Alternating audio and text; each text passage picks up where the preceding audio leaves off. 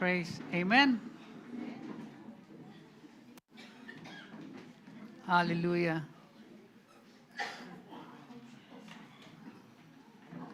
God is good. Amen. It's all the time God is good. Amen. Nagkita po muli tayo after 1 year. Amen. Amen. Salamat sa Panginoon. No? At talagang iba pag nasa presensya tayo ng Panginoon. Amen. It's all by His grace. It's all by His power. Alam niyo po yun. Nagpapasalamat ako sa Panginoon no, sa araw na ito. Tayo po'y binigyan muli ng buhay ng Panginoon. Amen? Kalakasan at kalusugan. Amen? Lahat po tayo iisa ng desire to come into His holy presence and to glorify His holy name. Amen? Amen. Ang tema po ng ating for this month is work together. Okay? In the body of Christ. Ngayon po ang ating pong mensahe sa umagang ito, unity and maturity in the body of Christ. So, bago po tayo magsimula, nais ko pong tayo yumuko at manalangin. Dakilang Diyos na mapangyarihan sa lahat. Salamat o Diyos sa biyaya ng buhay. Salamat o Diyos sa oras na ito, Panginoon, Ikaw ang nagtakda ng panahon at araw na kung saan kami po, Panginoon, ay sasamba, patuloy na nais namin, Panginoon, na maunawaan ang iyong mga salita. Hindi namin to kaya, Panginoon, without the power of the Holy Spirit.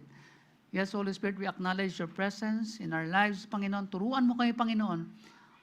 Buksan niyo po, Panginoon, ang aming isipan, ang aming puso sa iyong mga salita. Ikaw, O Diyos, ang iyong mga salita, mahayag, Panginoon, sa aming mga buhay. At Lord, patuloy mo kaming turuan na makalakad na may kabanalan sa iyong kapangyarihan, banal na Espiritu. Ito pong aming samot dalangin sa pangalan ni Jesus. Amen. Last week po, si Pastor Dave po ang nandito. Ano pong topic niya? The value of community. Amen? Hallelujah. Ngayon naman po, nais ko ibahagi sa inyo ang unity and maturity in the body of Christ. Bakit po ba mahalaga na meron tayong kaisahan? Okay, pagkakaisa. Yung pagkakaisa na merong paglago. Pwede po ang isang iglesia nagkakaisa lang, pero walang paglago. Pwede po yun. Okay? Ano pong sinasabi ng salita ng Panginoon? Kailangan magkaakibat yung paglago. Amen? Kasi kapag walang paglago, the same, kayo-kayo lang. Nag-gets po? So sa umaga pong ito, saliksikin natin ang salita ng Panginoon na bakit kailangan yun at ano yung sinasabi ng salita ng Panginoon. Maaari po ba tayong tumayo lahat? Ay, ito meron pala po akong ano. Amen. Ayun, sige po. Pwede po ba nating basahin yung, okay, Ephesians chapter 4, verse 1 to 16 po yan. So, basahin po natin sabay-sabay. Amen? 1, 2, 3, go. Therefore, I, a prisoner for serving the Lord, beg you to lead a life worthy of your calling, for you have been called by God. Always be humble and gentle. Be patient with each other, making allowance for each other's faults because of your love.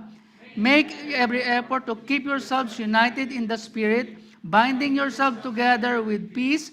For there is one body, one Spirit, just as you have been called to one glorious hope for the future.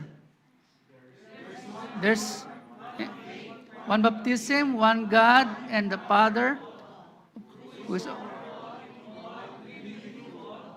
however, He has given us, each one of us, a special gift through the generosity of Christ.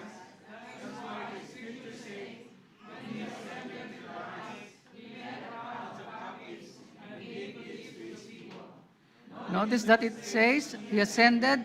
This clearly means that Christ also descended to our lowly world.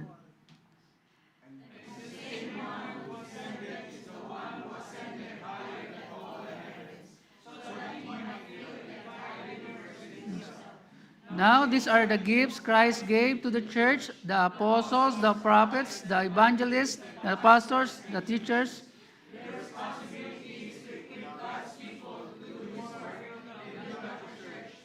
The body of Christ, this will continue until we all come to such unity in our faith and the knowledge of God's Son, that we will be mature in the Lord, measuring up to the full, complete standard of Christ. Amen? Then we will no longer be immature like children. We won't be tossed and blown about by every wind of new teaching. We will not be influenced when people try to trick us with lies so clever they sound like the truth. Instead, we will speak the truth in love, growing in every way more and more like Christ, who is the head of this body, the church. There? Really? As each part does its own special work, it helps us grow. And the whole body is healthy and growing and full of love. Amen. Praise the Lord. Pwede na po tayong umupo? Hallelujah. Amen.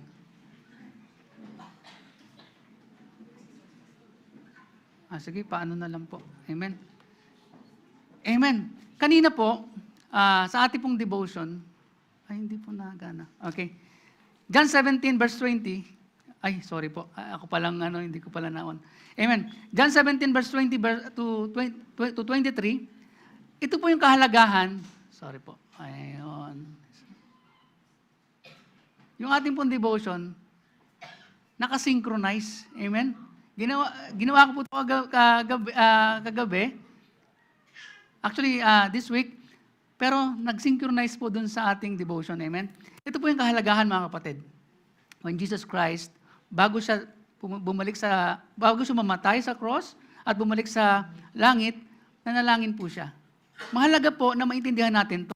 Bakit? Sino yung pinapanalangin? Nanalangin siya sa mga disciples niya, nanalangin din siya dun sa mga believers, tayo po yon. Yung yung tatanggap sa Panginoong Jesucristo, na magkaroon tayo ng kaisahan. Mahalaga po sa isang iglesia yung kaisahan. Amen? Nais po ng Panginoon na maintindihan po natin na mahalaga sa Lord yung pagkakaisa. Dahil meron po sa iglesia rin yung talagang mag-create ng division. Okay? Ano po yung division? Yung okay? Partition? Okay? Di ba uso dito partition eh? Amen? Praise God. Magandang maintindihan po natin ito dahil yung kahalagahan na ang Panginoong Hesus napursi niya na, alam niya na. Amen?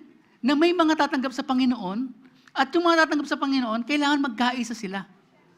Amen? Mahirap sa isang iglesia, alam mo yon? Yes, meron tayong pagkakaiba, pero iisa lang po yung ating Diyos na pinaglilingkuran. Iisa lang po yung Diyos na ating pinupurit, pinasalamatan. Amen? Ang Panginoong Hesus. Ibig sabihin, meron tayong iisang pananampalataya. Amen? Ang kagandahan po nito, sabi dito, may they experience such perfect unity that the world will know that you sent me and that you love them as much as you love me. Pag meron pong pagkakaisa ang church, nagtatanong po yung nasa labas. Amen? Nagtatanong sila. Bakit? Nagre-reflect po. Ang buhay natin, nagre-reflect po kung sino yung pinapakilala natin o yung nilalakaran natin. Amen? So mahalaga po bilang Kristiyano, salamat sa Panginoong Jesucristo dahil siya po ay nanalangin sa Ama para po sa atin. Amen? So, mahalaga po na maintindihan natin yun na, kapatid, bago pa tayo nakakilala sa Panginoon, nanalangin na ang Panginoong Jesucristo. Sa paglakad natin sa Panginoon ngayon, alam na ng Panginoon, Jesus, na kung anong daranasin mo, kasama natin siya. Ang banal na Espiritu na sa atin. Amen? Hallelujah. Sabi po sa Titus, 3:9.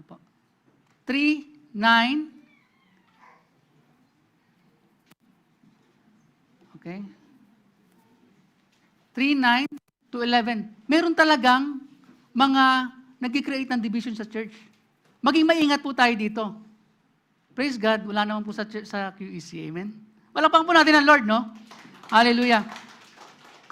May mga, pagkabataan ka pa, tapos nakakilala ka sa Panginoon, medyo, aggressive sa pananampalataya mo. So, kumbaga sana yung mga nagdedebate, hindi po siya healthy. Yung gusto mong patunayan na tama ka, tapos may makakarinig na iba. Amen? Hindi po siya healthy. Ano sinasabi sa salita ng Panginoon? These things are useless and waste of time. And yung causing ng paghihiwalay, meron pong babala dyan, may danger dyan. May babala ang Panginoon dyan na kailangan, pag kumbaga sa ano, pag may kapatid tayo na, alam mo yon, kasama sa church na nagkukos ng division, kailangan natin siyang kausapin. Okay? We'll give them warning first, hindi kaagad tiwalag. Ano yan? Narinig niyo na yung word na tiwalag? Okay? Okay? Maging maingat po tayo mga kapatid. Kinakausap natin yan dahil mahal natin sila sa Panginoon. Jesus said, a new command I give you to love one another. Mahalin natin ang bawat isa. Bakit? Lahat po tayo pantay-pantay sa Panginoon. Lahat tayo ay binigyan ng buhay na walang hanggan dahil sa biyaya niya. Wala po tayong idinagdag anuman dun sa salvation na binigay ng Panginoon. Regalo niya yun eh. At dahil sa habag ng Panginoon, nakakilala tayo sa Kanya. Amen? Yes, meron po nagbigay sa atin ng, nag-share sa atin ng gospel. Yes, may pastor sa ating nag-preach. Yes. But end of the day, it is the work of the Holy Spirit who spoke to us deep down in our heart that we need Jesus Christ as our personal Lord and Savior. Ginamit po ang ating mga kapatid, ang ating mga pastor, ang mga kapatid natin nag-share sa atin. Yes, ginamit sila ng Panginoon. But end of the day, it is the work of the Holy Spirit nasa atin ang siyang kumilos sa puso ng bawat hindi pa na mananampalataya at nakakilala sa Panginoon. Amen? So, all the credits sa Panginoon lang. Tayo po ay patuloy na magpagamit sa Panginoon to further yung kingdom ng Lord. Amen? Para mas marami makakilala. Ito po, no? Warning to. Kasi may mga mag-create po talaga. At sa buhay natin bilang Kristiyano, maging ano tayo? We need to mature sa mga bagay na to. Dahil nais ng Panginoon, tayo po ay lumago din. Amen? So yun po, maliwanag po sa atin na meron talagang panahon na may mangyayari na. Pero praise God, wala naman po ganun sa QEC. Amen? Baka sa ibang church. Amen? And let's pray na patuloy tayong palaguin ng Panginoon sa ating pananampalataya. Amen? Amen. Hallelujah. Number 1 po, dumako na po tayo sa teksto natin. Amen? Number 1, call to unity. Tawag sa pagkakaisa. Tayo po ay tinawag para magkaisa. Amen? Mahalaga po na maintindihan natin mga kapatid, ang Diyos ang pumili sa atin. Amen? Naniniwala po ba kayo doon? Sabihin mo sa kapatid mo, pinili ka ng Panginoong Hesukristo. Yes! Kailangan po natin maintindihan yun. Kailangan maliwanag sa atin, hindi po tayo yung lumapit una sa Panginoon. Pagkos, dahil si biyaya niya, tayo ay tumanggap sa Panginoong Hesukristo. Binuksan niya yung ating, we are all blind spiritually, amen? He opened our spiritual eyes that we understand na kailangan natin ang Panginoong Hesukristo sa ating buhay para tayo ay maligtas at magkaroon ng buhay na walang hanggan. At hindi po doon nagtatapos yun mga kapatid. When we accepted the Lord, our Lord and Savior Jesus Christ sa ating buhay, kailangan po natin lumago sa ating pananampalataya. Dahil nais ng Panginoon gamitin tayo sa ating pamilya, sa ating mga kaibigan, sa ating opisina, okay? Sa ating mga makakilala. Amen? Sabi po dito, always be humble and gentle. Be patient with each other, making allowance for each other's fault because of your love. Make every effort to keep yourselves united in the Spirit, binding yourselves together in peace. Mahalaga po sa isang iglesia, meron tayong kapayapaan. Amen? Yes, may differences tayo. That's okay. Yes, may iba-iba tayong gifts. That's okay. Kasi po, pag pinagsama-sama lahat yan, lumalakas ang ating iglesia, ang body of Christ. Amen? Kaya nga may iba-iba tayong ministry. Kapatid, kung wala ka pang ministry ngayon, pray to the Lord. Lord, gusto kong gamitin mo ako. Kasi baka mali yung ministry na dinedesire mo. Amen? So yun po, mahalaga na maintindihan natin. Ito po mga kapatid, no? Humility is, kailangan po natin yun. To be humble. Bakit? Kasi po, kapatid, may danger po sa pagiging pride natin. Alam yung pride? Yung fried chicken. Sabi lagi nila, fried chicken. Yes, that fried chicken is not good. Okay? Bakit po? Paano mo malalaman pagka may pride ka sa sarili mo? Madali kang ma-offend. Amen? Pagka madali kang ma-offend, may pride ka niyan. Okay? Madali kang masaktan. Okay? Madali kang ma-disappoint. Late na naman sila. May practice kami ngayon na. Mga ganun po. Madali kang ma-discourage. Ay, kinancel. Natatawa po tayo minsan, no? Pero that's pride. Ang humility po, opposite nun. And we overcome it by the power of God, by the power of Jesus Christ, by the power of the Holy Spirit which is in us. Amen? Ang humility, we learn to forgive. Kasi iba-iba tayo eh. Kasi minsan, ang Kristiyano, ang mananampalataya, may narinig siya, pakala niya para sa kanya yon. Hindi pala. Tapos pakiramdam niya, na-open siya. Okay? Kapatid, hindi para sa iyo yun. Masyado ka kasing malawak ang iyong signal. Okay? Maging maingat po tayo. Bakit mga kapatid? Mahal natin ang bawat isa. Mahalin natin ang bawat isa. Ayaw natin ang isa man sa atin ay hindi siya magpatuloy sa Panginoon. Nais ng Panginoon na magkaisa tayo, magpatuloy tayo sa Panginoon. Pag nangihina yung kapatid mo, panalangin mo. Pag hindi mo siya nakita next Friday, kulitin mo, kumustahin mo. Praise God, no? May mga kapatid tayo na nagpa-follow up sa atin. Amen? May nangungulit sa atin. Bakit? Kasi baka nakakalimot ka na kapatid. Meron tayong gawain. Baka nanghihina ka na espiritual, kailangan ka ipanalangin. Amen? So, mahalaga po na maintindihan natin mga kapatid. Yung pagmamataas ay humahantong yan sa pagbagsak. So tayo bilang mga anak ng Diyos, habang naglilingkod tayo sa Panginoon, we desire humility. Okay?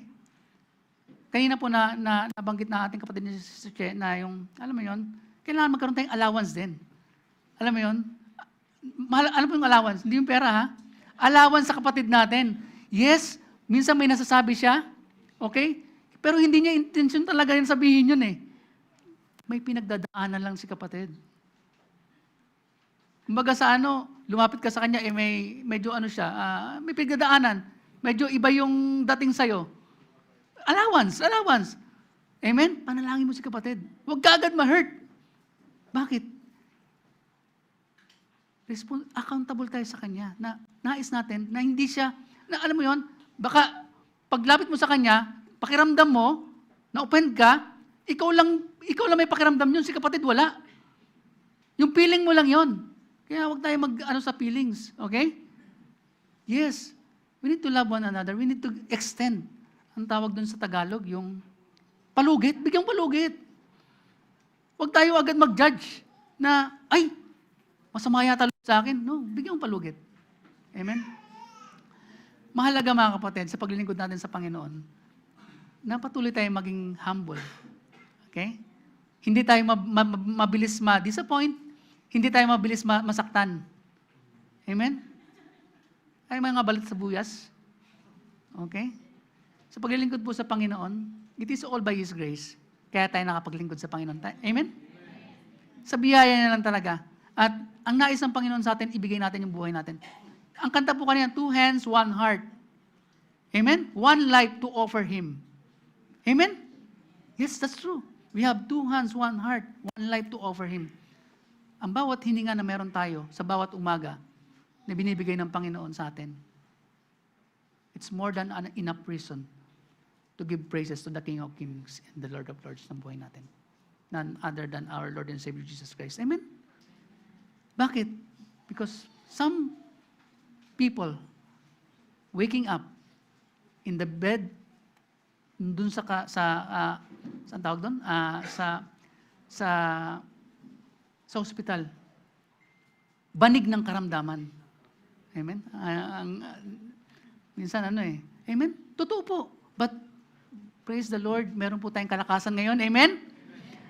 Binigyan tayo ng hininga ng Panginoon para purihin at pasalamatan siya at pag-aralan ng kanyang banal na salita. Amen? Hallelujah. Mahalaga po mga kapatid yung palugit na binibigay natin, dahil nagre-reflect po yung pagmamahal natin sa Kanya. Di ba pag mahal mo, you give allowance? Amen?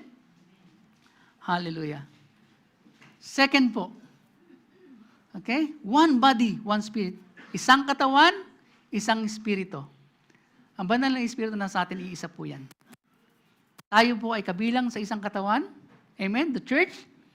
So, hindi po maganda na, subukan niyo po, no? Kurutin niyo sarili niyo. Yung medyo madiin, yung maramdaman mo, di ba? Yes.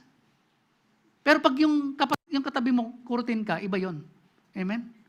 Pero pag isa-isang katawan, amen? Dapat po hindi tayo ganon. Huwag tayong gumawa ng paraan para saktan ng kapatid natin. Amen? Gumawa tayo ng paraan para lalo siyang lumago sa Panginoon. Kasi minsan, medyo harsh tayo eh. Ano sabi ng Panginoon? Be gentle. Be patient. Hallelujah. Ito po, no? Mag-focus tayo sa Panginoong Jesucristo. Huwag tayo mag-focus dun sa katabi natin o sa kung sino man. When we come to church, we will have one desire. To know more about Christ, to worship Him and glorify Him. Huwag tayo yung kasi dati natin, di ba? Yung mga dating tayo, tingin tayong ganyan. Okay? Focus lang. Diretso lang tayo sa Panginoon.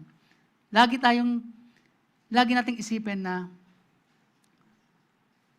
ang Panginoong Jesucristo ang nagligtas sa atin. Lahat tayo pantay-pantay. Wala tayong dinagdag dun sa kaligtasan na yon. Amen? Totoo po yun, mga kapatid.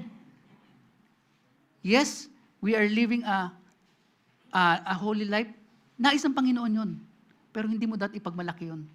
Hayaan mo ang Diyos ang maluwalhati dahil namumuhay ka ng ayon sa salita ng Panginoon. And it is by His power. Amen? So yun po, no? One Lord, one faith, one baptism. Amen? Mahalaga po na maintindihan natin ito, mga kapatid, na ang Panginoong Jesucristo lamang ang yung panampalataya na meron tayo. Kumbaga sandigan yun, yung ginawa niya sa cross ng Kalbaryo. The Lord Jesus suffered and died for all our sins, and after 3 days, He rose again. And we need to remember what He promised. One day, He will come back and He will take us home. Ang buhay natin dito sa lupa, may mga tahanan tayo, this is not our home.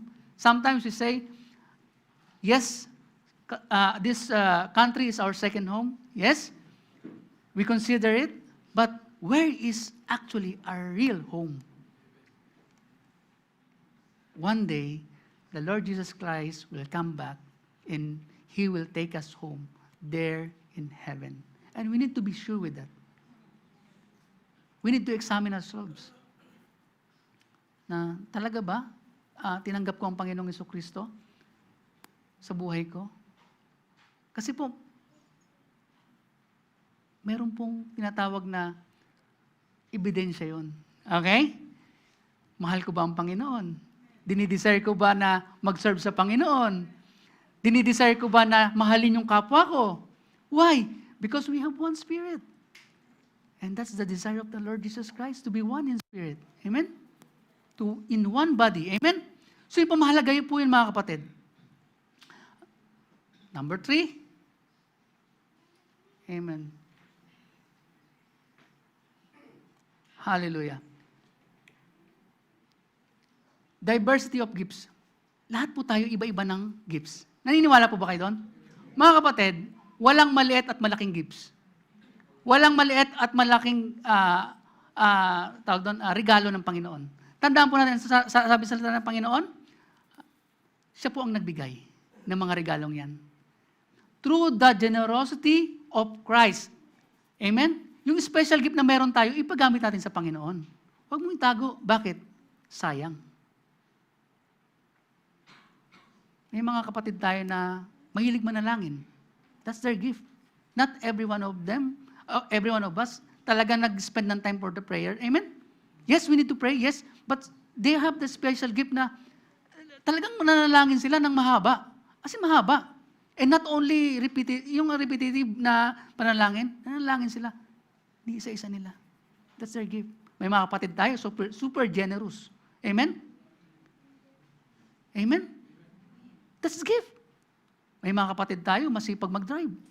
Nasa transport ministry nga sila eh. Amen? May mga kapatid tayo, magagaling magluto. Part sila ng body. And it benefits the body. And it glorifies God. May mga kapatid tayo na magaling magkanta. That's gift. And it glorifies God. Mga kapatid, nais ko lang bigyan ng diin na hindi lahat ng talento ng tao ay may kaakibat yun na not all talented are anointed. Yes, may mga galing. Karamihan sa kanila, artista. Pero may mga hindi masyado mga galing. Karamihan sila sa kanila, anak ng Diyos. Amen? Purihin natin ng Panginoon, no? Kasi hindi man tayo magaling kumanta, pero pag kumanta tayo, pinupuri natin ang ating Diyos na buhay. Amen? And nararamdaman natin ang presensya ng Diyos sa buhay natin. And that's more than enough reason to give glory to God on day by day, minute by minute, as long as we give our breath to sa Panginoon. Amen? Siya nagbigay ng hinanga na mayroon tayo, buhay na mayroon tayo, nararapat lamang ibigay natin at ibalik sa Kanya. Amen? So yung mga regalo na meron tayo, ipagamit sa katawan ni Kristo. Ipagamit natin sa church. Huwag tayong mahiya. Bakit? Yun ay kapakinabangan ng bawat isa para sa paglago ng kanyang iglesia. We have one head, ang Panginoong Jesucristo. Amen? Number 4 na po. 5 lang po ito. So, mabilis lang po pala talaga. Amen? Hallelujah. Equipping for ministry. Okay? May mga roles na itinalaga ang Panginoon. Amen? Isa po dito yung mga pastors, mga elders, mga teachers, okay? Mga church leaders, para po ano? Para to equip each and every one. Amen? Ngayon, kapag Kristiyano ka, tapos hindi ka nag-church, may problema tayo dyan. Wala pong yung superhero. Wala pong ganun. Bakit? Nais ng Panginoon na maging parte ka ng katawan. Kaya nga meron tayong church worship service. Para po tayong lahat ay lumago. Meron tayong Bible study. Kapag wala ka pang Bible study, kapatid, lapitan mo si pastor. Pastor, wala akong Bible study. Mag-a-assign si pastor. Amen? Ang leaders, ang elders, lahat po tayo may parte. At yun po ay para sa paglago. Yun po sinasabi ng salita ng Panginoon. Hindi lang kailangan, dapat tayo magkaroon ng pagkakaisa. Kailangan may paglago. Bakit? Gagamitin tayo ng Panginoon eh. Hindi na din tayo permanent dito sa Qatar, tama? One day, babalik tayo sa bansa natin. Hindi natin alam kung kailan. Okay? Hanggat may langis, hanggat may trabaho na binigay ang Panginoon. Amen? Yes. Some of us will go some other place para mag-aral, lalo na yung mga kabataan. Amen? Pag nandun ka na, anong gagawin mo? You have to continue to seek the Lord, worship the Lord, serve the Lord. Dahil gagamitin ka ng Panginoon dun sa lugar na yon. Kaya mahalaga po na maintindihan natin mga kapatid, no? Hindi lang tayo umaatin ng church just na, alam mo yon, check, anong tawag doon? Attendance pa tawag doon? Sa trabaho, ginagawa natin yon, lalo na sa school. Okay? Naalala ko, nag-aaral ako talagang, andyan ba may ano ba tayo ngayon? May exam? Pag walang exam, okay, sige, attendance na lang. Lalo na pag yung teacher na, alam mo yon, na late, 30 minutes, ibig sabihin, wala na yung class. Ano po yan sa college, di ba? Pag 30 minutes, wala na si sir o si ma'am, attendance na lang, okay na. No, we're not doing it in the church. Why? We desire to grow and to know more about Lord Jesus Christ. Amen? Nandito tayong lahat mga kapatid. Nais natin makilala pa ang Panginoong Hesus. Iba-iba lang po tayo ng stages. Amen? Pero end of the day, lahat tayo work on progress. Amen? So, mahalaga po yung allowance. Okay? Kung work in progress ka pa, at si kapatid work in progress din, mahalin natin yun. May mga stages sa buhay natin. And to equip us, magpa-equip po tayo. Amen? Kung sinabi ng church na pag-aralan natin tong book na to ngayon, for Bible study, gawin natin. Magpasakop. Bakit? Nais ng Panginoon, magpasakop tayo. Dahil wala pong dinidesire ang ating mga leaders, ang pastoral, kundi ang paglago ng bawat isa. Mas makilala natin ang Panginoong Jesucristo, mas maipahayag natin siya. Pag-equip po tayo, parang sundalo yan eh. Pag wala kang training, punta ka sa labanan, ano gagawin mo doon? Matutulog? No. We need to equip ourselves para po magamit tayo ng Panginoon. Amen? Hallelujah? Gagamitin tayo ng Panginoon for His glory and for the pardons of His kingdom. And it's all by His grace. Mga kapatid, we have to desire na sa buhay na meron tayong, we have remaining time, right? But we don't know how long. But we need to embrace the reality na kung itong mula dyan hanggang dito is eternity, ang lifespan lang ng tao is hanggang doon lang, maliit lang. I want to spend eternity with Jesus. Amen? We want to spend eternity with the Lord Jesus Christ. Kung nahihirapan ka ngayon, maliit lang na bagay yan, kapatid. End of the day, kasama natin ang Panginoong Jesucristo. He will never leave us nor forsake us. Doon sa panahon na nahihirapan ka. Ang kagandahan nun, kapatid, kapag napagtagumpayan mo yon dahil sa biyaya ng Panginoon. At yun ngayon isi-share mo. That's your testimony na itong ginawa sa akin ng Panginoon. Hindi mo makalimutan yon. Yung miracles na binibigay ng Lord sa buhay natin. As long as we continually follow the Lord Jesus Christ. Amen? Mahalaga po mga kapatid na tayong lahat ay patuloy na lumago. And we need to be intentional as well. Na nais natin, i-desire natin, Lord, gusto ko mong mas makilala ka pa. Mga kapatid, sa ministry, walang pagalingan. Amen? Sa ministry, nagtutulungan. Amen? Kasi isa lang po ang pinaglilingkuran natin, ang Panginoong Hesus. Amen? We do this for His glory, not for our own benefit, but for the benefit of each and every one who is in the body of Christ. Hallelujah. Amen? Number 5, growth and maturity. We will no longer be immature like children. We won't be tossed and blown about by every wind of new teaching. We will not be influenced when people try to trick us with lies so clever they sound like the truth.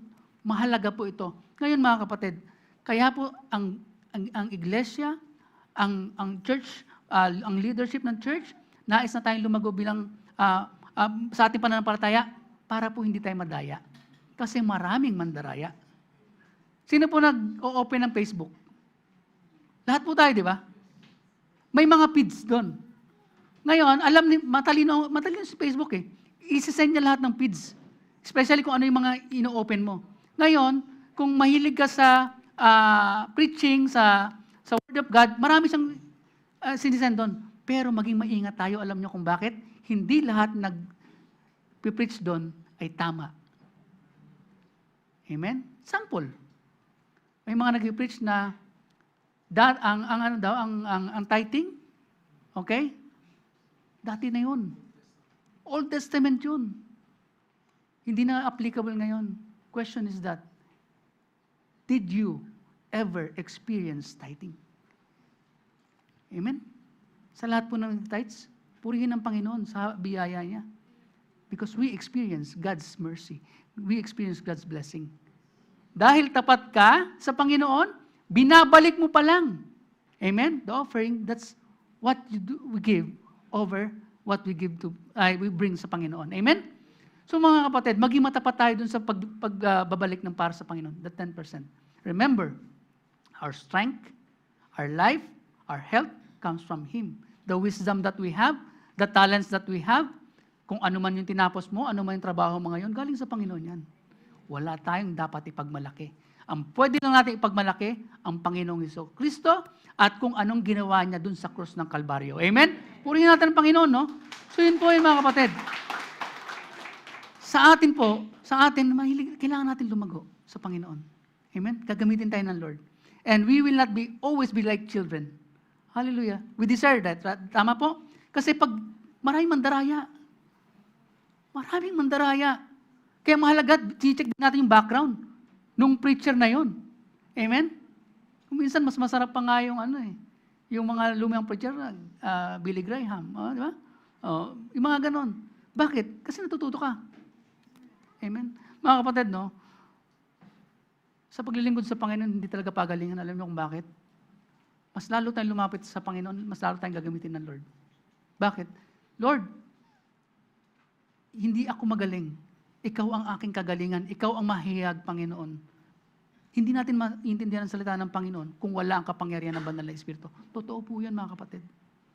It's all by His grace. And thank God, meron po tayong gantong pag-aaral. Meron po tayong worship service, amen?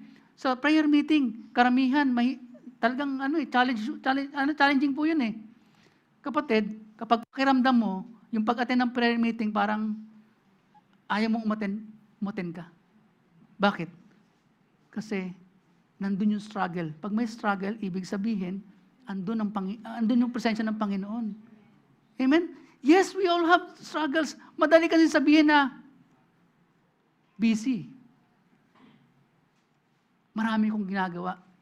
We have to remember who is the first priority of our life. We live because of Him. Amen? So yun po mga kapatid, no? Purihin ang Diyos na buhay. Mahalaga na ipinapanalangin din natin ng bawat isa. Hallelujah. So, sa buhay natin bilang Kristiyano, no? We need to remember na isang Panginoon that we continue to grow more and more like Christ. Amen? So yun po, no? Sayo dito, sa verse 15, instead we speak the truth in love, growing in every way, more and more like Christ, who is the head of the church. He makes the whole body fit together perfectly. Kung anong ministry mo ngayon, kapatid, pinit ka ng Panginoon dyan perfectly. Amen? So hindi mo kailangan sabihin, ay, ano lang ako? Ito lang ministry ko. No, it's not. Mahalaga ka. Parte tayo ng katawan ni Kristo. Amen? So yun po, kailangan natin pahalagan ng bawat isa at mahalin ng bawat isa. Yun po na isang Panginoon. Ano po yung Christ-likeness? Ito yung kalidad ng pagiging katulad ni Kristo. Yung character niya, paano siya kumilos, paano yung kanyang pag-uugali. Amen? So yun po yung nababago sa atin. Amen? Jesus Christ is full of love. Amen? Sabi po sa John 13, verse 34 to 35, so now I am giving you a new commandment. Love each other just as I have loved you. You should love each other. Your love for one another will prove to the world that you are my disciples. Amen? Kaya mahalaga yung pag-ibig. Amen? Humility. Jesus Christ demonstrated humility. Sabi po sa Philippians 2, 5 to 8, okay? You must have the same attitude that Christ Jesus had. Though He was God, He did not think of equality with God as something to cling to. Instead, He gave up His divine privileges. He took the humble position of a slave and was born as a human being. When He appeared in human form, He humbled Himself in obedience to God and died a criminal's death on the cross. He is God. Pero He humbled Himself and He died at the cross like a criminal death. Amen? So mga kapatid, no? Jesus took the full price of our sins. He paid it in the cross. Is that more reason to worship and give our life to Panginoon, sa Panginoon? That's more than enough reason para ibigay natin sa Panginoon ang buhay na meron tayo ngayon. Para mag-serve ka sa Panginoon. Kung wala kang pamasahe, tawag sa transport ministry. Amen? Pasundo ako, gusto kong pong umattend ng prayer meeting. Praise God! Amen? Pag meron tayong resources, punta tayo sa church. Bakit? Nandun po yung paglago natin. Mahalaga mga kapatid, bilang Kristiyano, bilang mga anak ng Panginoon, hindi lang tayo tumatagal at tumatanda ng number of years from the time na nakakilala sa Panginoon. Pagkos, lumalago ang ating pananampalataya. Amen? Hallelujah. Conclusion na po tayo. In Ephesians chapter 4, verse 3, make every effort to keep yourselves united in the Spirit, binding yourselves together with peace. Amen? Kailangan po mag-effort tayo na magkaisa tayong lahat. Amen? So mahalaga po yung pagiging gentle natin, pagiging humble natin, at yung pagkakaroon ng pagbigay natin allowance sa bawat isa. Amen? We are called by God, always be humble, gentle, patient, and to love one another as we continue to work together using our different gifts and talents for the common goal of glorifying God and growing into Christ-likeness. Amen? And Ephesians 4:15-16, instead we will speak the truth in love, growing in every way more and more like Christ, who is the head of the body, the church. He makes the whole body fit together perfectly. As each part does its own special work, it helps the other parts grow so that the body is healthy and growing and full of love. In conclusion, to live in a manner worthy of our calling as follower of Jesus Christ. Let us continue to use our gifts given by Jesus Christ for the benefit of the church and the fulfillment of God's purpose. Amen? So tayo pong lahat ay umukot manalangin. Dakilang Diyos na mapangyarihan sa lahat. Salamat po, Panginoon, sa iyong mga salita. Salamat, Banal na Espiritu, sa patuloy na pagtuturo sa amin. Salamat po, Panginoon, sa kapangyarihan ng iyong mga salita, Panginoon. Na tunay nga po, Panginoon, that as a part of one body, Panginoon, body ng Panginoong Jesucristo, the church, we need to love one another. We need to continually to have that desire, Lord, to grow spiritually. Lord, dalahin ko po, Panginoon, ang bawat isa sa amin, Panginoon, ay patuloy mong puspusin ng iyong banal na Espiritu, patuloy mong ingatan, Panginoon, sa mga gawa ng kaaway, O Diyos, na patuloy kami, Panginoon, maintindihan ang iyong mga salita sa iyong kapangyarihan, Panginoon. Lord, help us to continually desire to grow spiritually, Lord God, and to be used for your glory and for the furtherance of your kingdom. Lord, yung mga gifts and talents namin, nais namin po itong i-dedicate sa iyo, Panginoon, because, Lord, you are the reason, Lord God.